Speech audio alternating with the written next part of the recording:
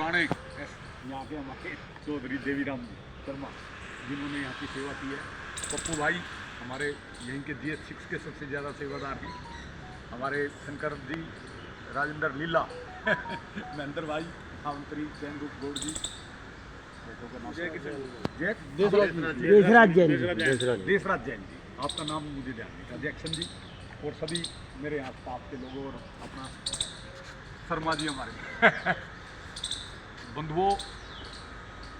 वृक्ष लगाना जैसे कि नरेश भाई ने बताया सबसे बड़ा पुण्य का काम है, क्योंकि सब चीज़ पूरी हो सकती है लेकिन ऑक्सीजन की जो कमी है, हम यहाँ बैठे हैं, आज बाहर वहाँ जाके आप टेम्परेचर नोट कर लो, 4 डिग्री फालतू मिलेगा।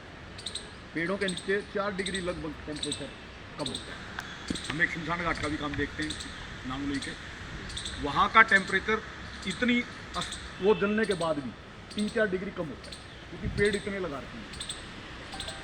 और यहाँ तो हॉर्टिकल्चर डिपार्टमेंट, क्योंकि मैं 2007 से 2012 यहाँ काउंसलर रहा हूँ, तो इस जगह तो वास्तव में ये पार्क सबसे ज़्यादा हरियाली वाला है। और इसी को देखते हुए मैंने इस कॉलोनी में भी, क्योंकि मैं जब काउंसलर था 183 पार्क, और मैंने 183 के 183 पार्कों में लाइट लगवाई थी।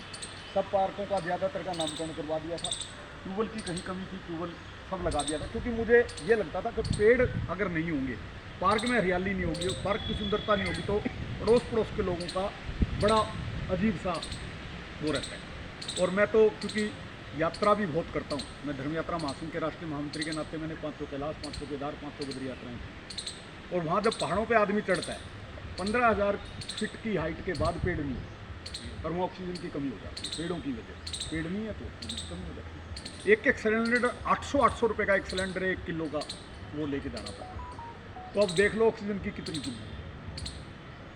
और पहाड़ों पे अगर ऑक्सीजन नहीं हो तो आदमी कोई यात्रा नहीं कर सकता। आप कैलाश मानसरोवर ऑक्सीजन के बगैर नहीं हो सकती, आदि कैलाश नहीं हो सकती, जितनी भी तुंगनाथ की नहीं हो सकती, बहुत दिक्कत। और ऑक्सीजन केवल पेड़ ही देते हैं, बाकी सारा ये सिस्टम गड़बड़ है। तो इसलिए अपने को मैं सर्वप्रथम तो नवयुक्त मंडल को बधाई देता हूँ। बहुत अच्छा इन्होंने कार्यक्रम देखा कि भाई पेड़ लगाने का जो कार्यक्रम किया है। और हॉर्टिकल्चर डिपार्टमेंट तो वैसे ही MCD का सबसे सुंदर डिपार्टमेंट है, जो सबके ध्यान रखता है। और हॉर्टिकल्चर डिपार्टमेंट के प्रत्येक कर्मचारी का मैं तो कहता हूँ पूजन होना चाहिए। इन कर्मचारियों की जो ये सामने खड़े हैं, ये परोपकार का काम कर रहे हैं।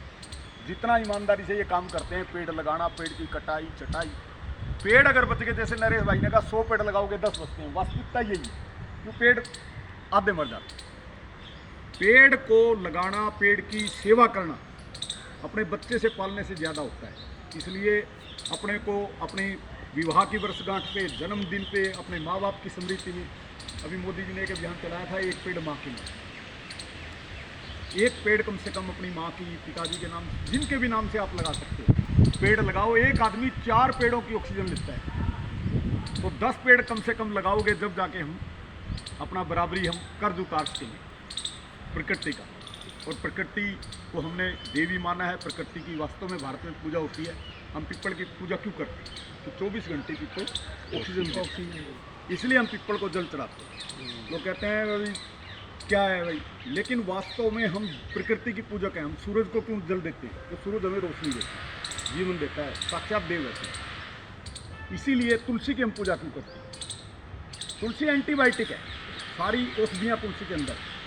तो तुलसी, नीम, बड़ और पीपल, ये त्रिवेणी इसलिए बोलते हैं हमारे हिंदू धर्म में। इसलिए इसकी मान्यता है कि ये सबसे ज़्यादा ऑक्सीजन देते हैं और सबसे ज़्यादा इसके अंदर प्रकृति की रक्षा होती है।